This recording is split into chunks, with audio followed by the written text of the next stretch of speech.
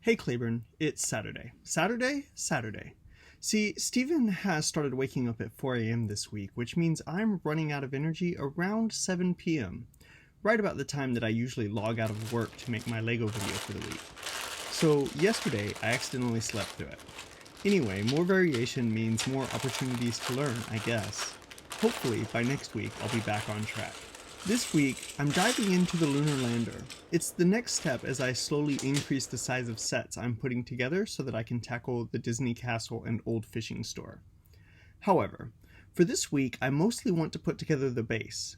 I love landscapes in general, and I have a pretty specific goal today. See, right after LEGO Universe shut down, Steph went on the hunt and found me the LEGO Universe Nexus rocket, a beta tester exclusive, and a display case for it.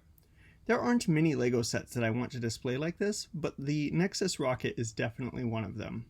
I've always loved LEGO landscapes. It's one of the most common mocks that I do. So I wanted to build a small planetscape for the Nexus rocket and include some translucent purple for the Maelstrom. With the lunar landscape here, I'm hoping that I can learn some building techniques that might help make it work. Speaking of the lunar landing, Claiborne, we've never talked podcasts. I want to highly recommend 13 Minutes to the Moon. The first season was a deep dive on what the first moon landing was like, and it went over all of the things that could have gone wrong. The second season is about Apollo 13, and so far it is about all the things that did go wrong. With the lunar lander base assembled, I have a few large pressing thoughts. First, why not a base plate?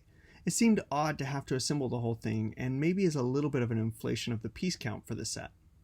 Second, one major takeaway from this for my own assembly is that the focus of this is not so much on the face of the moon as man's impact on it.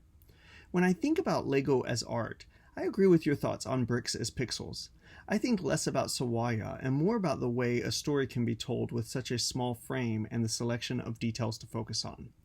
I'll have to put some thought into that before I start ordering some pieces for my own planetscape. I'll let you know how the rest of the build goes once it's finished. I've still got to find a place to put it, especially since I'm not going to the office and now that Stephen has wills and has gotten especially good at grabbing whatever happens to be in reach. Claiborne, I'll see you next week.